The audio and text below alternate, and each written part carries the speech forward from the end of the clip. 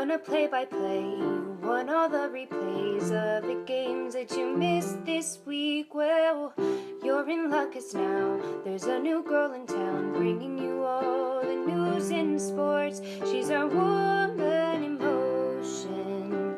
She's bringing you all the games. She's causing a commotion 'cause no man can ever claim. She's got grace, she's got style, so just stay for a while and watch the girl next door, 'cause she's our woman in motion. She's bringing you all things sports today. Today, a woman in motion.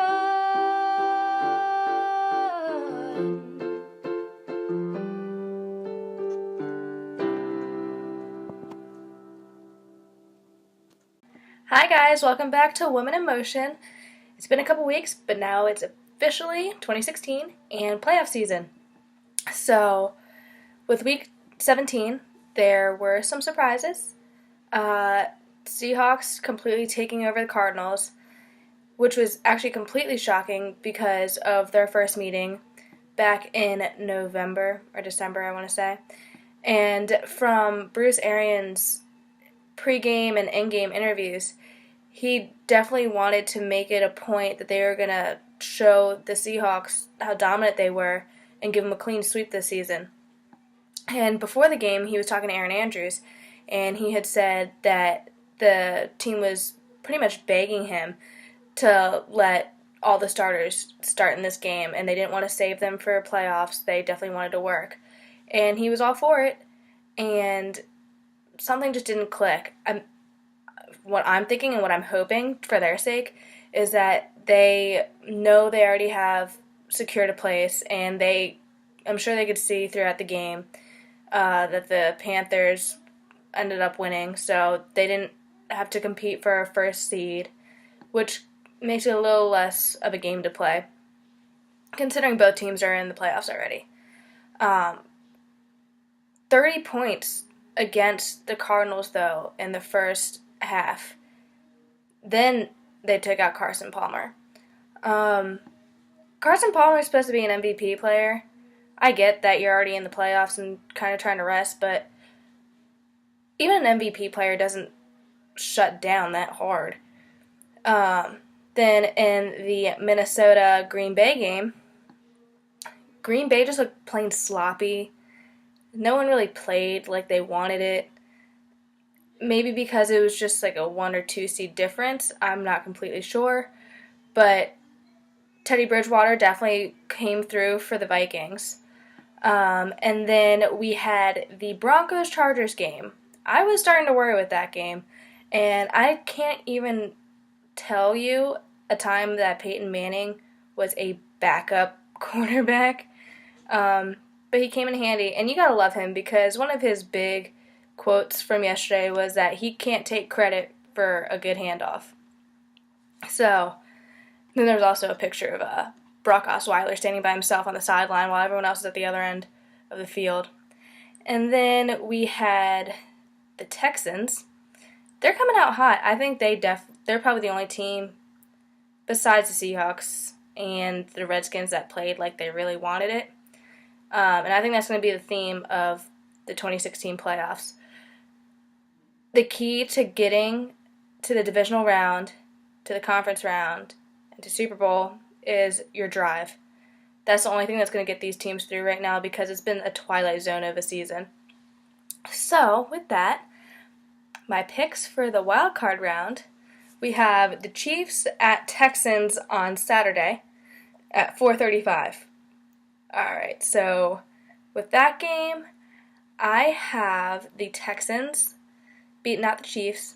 Like I said, I think the Texans just have so much fire under their bellies right now that if they keep it that way, they're going to make a long drive in this postseason. And then Steelers at Bengals, Saturday at 8:15. I have the Bengals winning this one. And that's assuming that Andy Dalton is back and healthy, which I hope he is because he is a huge asset to that team. And then for our NFC, we have the Seahawks at Minnesota on Sunday at 1:05. Seahawks have defeated Minnesota at home before. Minnesota was also missing 3 of their huge players defensively. So, again, it's going to be based on how bad each team wants it and how much of a head game that it's going to be. Because I think the Seahawks defense is very good at getting in the head of the offense. And the Seahawks and Cardinals are the only 2 teams in the league who have top 5 ranked offense and defense. So as long as both of those offense and defense come together for the Seahawks, they're going to be winning that game. And then the Packers at Redskins Sunday at 4:40.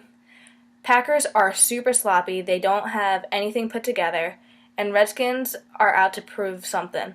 This is one of the first times in franchise history that Kirk Cousins, he's made some sort of record for quarterbacks. So he has something to prove, like you've seen all season.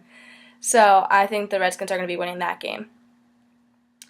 So for the divisional rounds, I would have for the AFC, Bengals at Broncos and Texans at Patriots.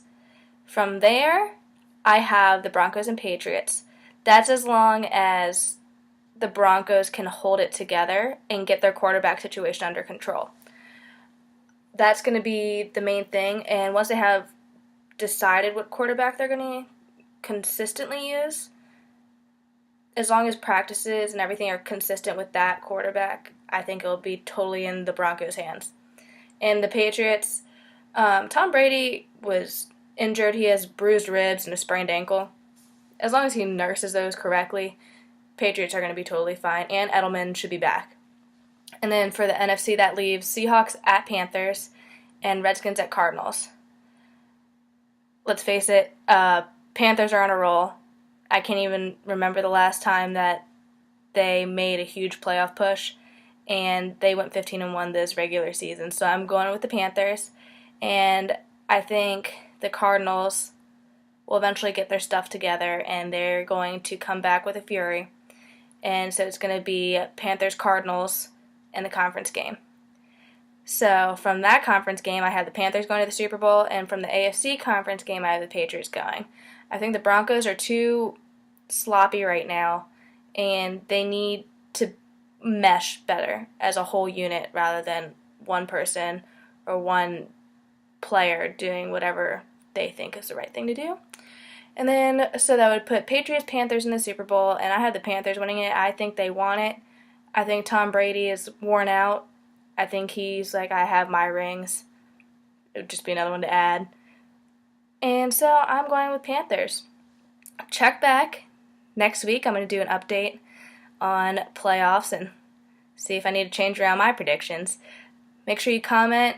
Give me any other suggestions you'd like to see in this video's, episode series. And hope you enjoy playoff season.